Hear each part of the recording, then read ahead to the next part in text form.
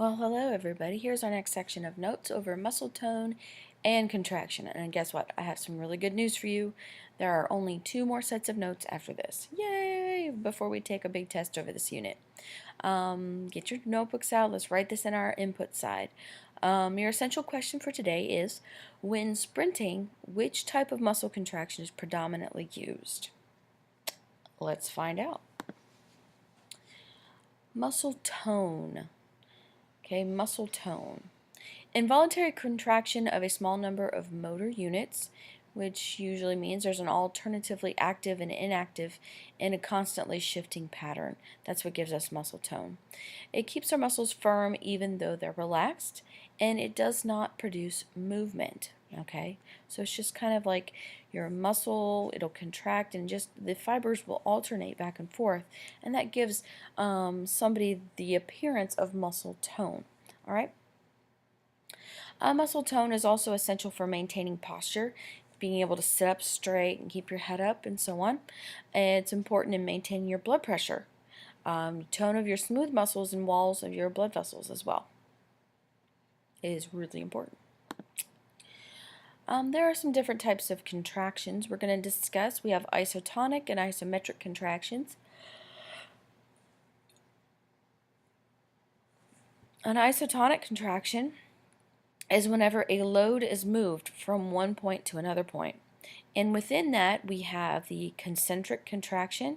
That's when a muscle shortens to produce force and movement. And an eccentric contraction, in which a muscle lengthens while maintaining force and movement. Okay? Concentric, muscle shortens. Eccentric, the muscle lengthens. In an isometric contraction, there's no movement occurring. There is tension generated without the muscle shortening, and this is good for maintaining posture and supports objects in a fixed position.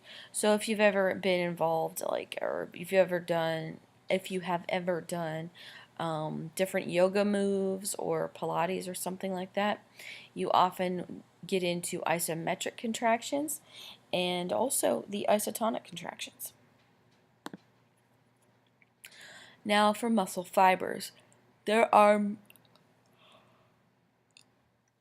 a few different muscle fibers that we need to know about. We have the slow twitch, which are the slow oxidative muscle fibers.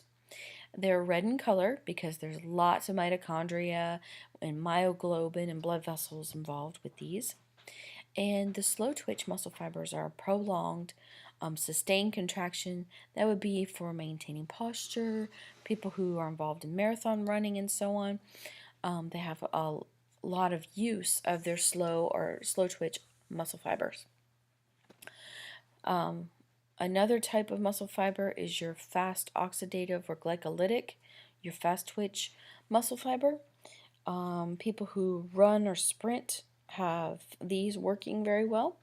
They're red in color as well. There's lots of mitochondria, myoglobin, and blood vessels as well.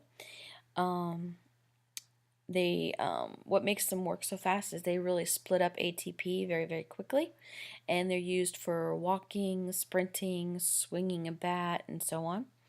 Then your fast glycolytic, which is your fast twitch B muscle fibers. These are our endurance muscles. They're white in color. They have very few mitochondria, and they're low in myoglobin, and they're involved in anaerobic movements for short duration, and they're used for weightlifting. All right, weightlifting.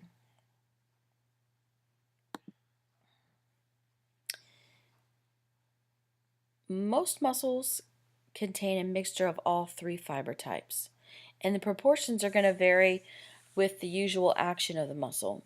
Your neck, back, and leg muscles have a high proportion of your postural slow oxidative fibers. Excuse me. Your shoulder and arm muscles have a higher proportion of your fast glycolytic fibers. All fibers of any one motor unit are going to be the same, and different fibers are recruited as needed. Steroids, anabolic steroids. A lot of people have used them. A lot of people have used them in the past, and unfortunately still people are using them today. It's a very, very similar a steroid to testosterone, which is a natural hormone, especially for males. Females will secrete some testosterone as well, but not as much as males. What anabolic steroids do is they increase muscle size. That's what anabolism is building up of body, strength and endurance. And some of the very, very, very scary things about them is there are some serious side effects to using anabolic steroids. Over time, liver cancer can develop, kidney damage, heart disease, mood swings, facial hair and voice deepening in females, and in males, atrophy or death of the testicles and also baldness.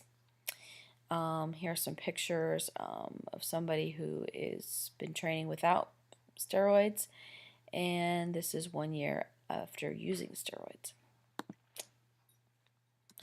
All right, well, that concludes our notes for today. Go back and answer that essential question, and you'll have a great day.